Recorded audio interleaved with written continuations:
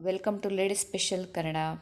ಬನ್ನಿ, ಇವತ್ತು ನಾವು 8 ತಿಂಗಳ ಮಗುಗೆ ಯಾವ ರೀತಿ ವೆಯ್ಟ್ ಗೇನ್ ಆಗುವಂಥ ಫುಡ್ಡನ್ನು ಪ್ರಿಪೇರ್ ಮಾಡೋದು ಅಂತ ಹೇಳ್ಕೊಡ್ತಾ ಇದ್ದೀನಿ. ಇದು 8 ತಿಂಗಳಿಂದ ನೀವು ಮಕ್ಕಳಿಗೆ ಎಷ್ಟು ದಿನ ಬೇಕಾದರೂ ಕೊಡ್ಬೋದು ಫ್ರೆಂಡ್ಸ್. ಅಷ್ಟರೊಳಗೆ ಕೊಡೋದಕ್ಕೆ ಹೋಗಬೇಡಿ, ಏಕೆಂದರೆ ಮಕ್ಕಳಿಗೆ ಡೈಜೆಷನ್ ಪವರ್ ಅಷ್ಟೊಂದು ಇರೋದಿಲ್ಲ. ಹಂಗಾಗ್ಬಿಟ್ಟು ನಾನಿಲ್ಲಿ ಬೆಳಗ್ಗೆ ಇದನ್ನ ಪ್ರಿಪೇರ್ ಮಾಡೋದ್ರಿಂದ ನಾನಿಲ್ಲಿ ನೈಟೇ ಡ್ರೈ ಫ್ರೂಟ್ಸ್ನ ನೆನೆಸಿಟ್ಕೊತಾ ಇದ್ದೀನಿ. ನೀವು ಆದಷ್ಟು ಒಂದು 3 to 4 ಅವರ್ಸ್ ಮೊದಲೇ ನೀವು ನೆನೆಸಿಟ್ಕೊಂಡ್ರೆ ಒಳ್ಳೆಯದು.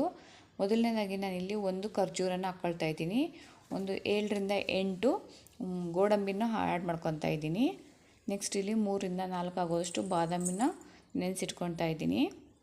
ನೆಕ್ಸ್ಟ್ ಇದಕ್ಕೆ ಸ್ವಲ್ಪ 8ರಿಂದ 10 ಆಗೋಷ್ಟು ಒಣ ದ್ರಾಕ್ಷಿನೂ ಆ್ಯಡ್ ಮಾಡ್ಕೊತಿದ್ದೀನಿ. ನೀವು ಬೇಕು ಅಂದರೆ ಬೇರೆ ಡ್ರೈ ಫ್ರೂಟ್ಸ್ನ ಆ್ಯಡ್ ಮಾಡ್ಕೋಬೋದು.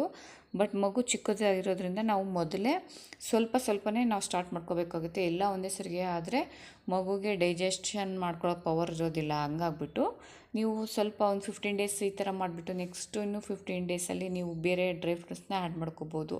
ಈ ಥರ ಡೇ ಬೈ ಡೇ ನೀವು ಡ್ರೈ ಫ್ರೂಟ್ಸ್ನ ಆ್ಯಡ್ ಮಾಡ್ಕೊತ ಹೋಗ್ಬೋದು. ನೋಡ್ತಾ ಇದ್ದಾರಲ್ಲ, ರಾತ್ರಿ ಎಲ್ಲ ನಾನು ಇದನ್ನು ವಾಶ್ ಮಾಡಿಬಿಟ್ಟು ನೆನೆಸಿಟ್ಕೊಂಡಿದ್ದೆ. ಇದರಲ್ಲಿ ಯಾವುದೇ ರೀತಿ ಬೀಜ ಇಲ್ಲ, ಎಲ್ಲ ತೆಗೆದುಬಿಟ್ಟಿದ್ದೀನಿ. ನೋಡ್ತಾ ಇದ್ದಾರಲ್ಲ, ಇದನ್ನು ನಾವು ಒಂದು ಮಿಕ್ಸಿ ಜಾರ್ಗೆ ಹಾಕ್ಕೊಳ್ಳೋಣ. ಇಲ್ಲಿ ನಾನು ನೀರನ್ನು ಆ್ಯಡ್ ಮಾಡ್ಕೊತಾ ಇಲ್ಲ, ಜಸ್ಟ್ ಡ್ರೈ ಫ್ರೂಟ್ಸನ್ನಷ್ಟೇ ಆ್ಯಡ್ ಮಾಡ್ಕೊತಾ ಇದ್ದೀನಿ.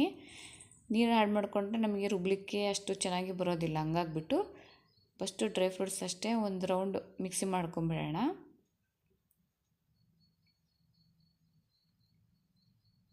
ಇದು ವೀಕ್ಲಿ ಒಂದು 2 or 3 ಟೈಮ್ಸ್ ನೀವು ಇದನ್ನು ಕೊಡ್ಬೋದು. ಮಕ್ಕಳಿಗೆ ಏನೇ ತೊಂದರೆ ಇಲ್ಲ. ನೋಡ್ತಾ ಇದ್ದೀರಾ, ಈ ಥರ ತರಿಯಾಗಿ ರುಬ್ಕೊಂಡಿದ್ದೀನಿ. ನೆಕ್ಸ್ಟ್ ನಾನಿಲ್ಲಿ ಓಟ್ಸನ್ನು ಹಾಕ್ಕೊಳ್ತಾ ಇದ್ದೀನಿ. ನೀವು ಓಟ್ಸ್ ಇಲ್ಲ ಅಂತಂದರೆ ಬೇಕಿದ್ರೆ ಅವಲಕ್ಕಿನೂ ಸಹಿತ ಹಾಕ್ಕೋಬೋದು. ನಾನು ಕೆಲವೊಂದು ಟೈಮು ಓಟ್ಸ್ ಹಾಕ್ಕೊಳ್ತೀನಿ, ಕೆಲವೊಂದು ಟೈಮು ಅವಲಕ್ಕಿ ಹಾಕ್ಕೊಳ್ತೀನಿ. ಯಾವುದಿರುತ್ತೆ ಅದನ್ನು ಹಾಕ್ಕೊಳ್ತೀನಿ. ಒಂದು 2 ಟೇಬಲ್ ಸ್ಪೂನ್ ಆದರೆ ಸಾಕಾಗುತ್ತೆ. ಇವಾಗ ನಾನು ನೆನೆಸಿಟ್ಟಿರುವಂತಹ ನೀರಿತ್ತಲ್ಲ, ಅದೇ ಡ್ರೈ ಫ್ರೂಟ್ಸ್ ನೆನೆಸಿರುವಂಥ ನೀರನ್ನೇ ಹಾಕ್ಕೊಂಡ್ಬಿಟ್ಟು ನಾನಿಲ್ಲಿ ರುಬ್ಕೊಂಡು ಪೇಸ್ಟ್ ರೆಡಿ ಮಾಡ್ಕೊಂಡಿದ್ದೀನಿ. ಇದನ್ನು ಒಂದು ಬೌಲ್ಗೆ ಶಿಫ್ಟ್ ಮಾಡ್ಕೊಳ್ಳೋಣ. ನೋಡ್ತಾ ಇದ್ದೀರಾ, ಇದು ತುಂಬ ಗಟ್ಟಿಯಾಗಿದೆ. ಹಂಗಾಗ್ಬಿಟ್ಟು ನಾನು ಇದಕ್ಕೆ ಇನ್ನೂ ಸ್ವಲ್ಪ ನೀರನ್ನು ಆ್ಯಡ್ ಮಾಡ್ಕೊಳ್ತಾ ಇದ್ದೀನಿ.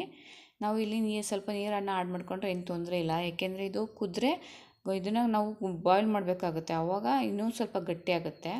ಮಕ್ಕಳಿಗೆ ತಿನ್ನಲಿಕ್ಕೆ ಅಷ್ಟು ಗೊತ್ತಾಗೋದಿಲ್ಲ ಅಲ್ವಾ ಚಿಕ್ಕವರಿದ್ದಾಗ. ಹಂಗಾಗ್ಬಿಟ್ಟು ಇದನ್ನು ಸ್ವಲ್ಪ ನೀರು ಹಾಕ್ಕೊಂಬಿಟ್ಟು ನಾವಿಲ್ಲಿ ಬಾಯ್ಲ್ ಮಾಡ್ಕೊಳ್ಳೋಣ. ನೋಡ್ತಾ ಇದ್ದೀರಾ, ಇವಾಗ ತುಂಬ ತೆಳ್ಳಗಿದೆ.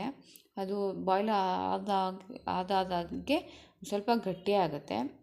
ನೋಡ್ತಾ ಇದ್ದೀರಲ್ಲ, ಮಕ್ಕಳಿಗೆ ನಾವು ಸರಿ ಯಾವ ರೀತಿ ಕೊಡ್ತೀವಲ್ಲ ಆ ಕನ್ಸಿಸ್ಟೆಂಟಲ್ಲಿ ಆದರೆ ಸಾಕಾಗುತ್ತೆ.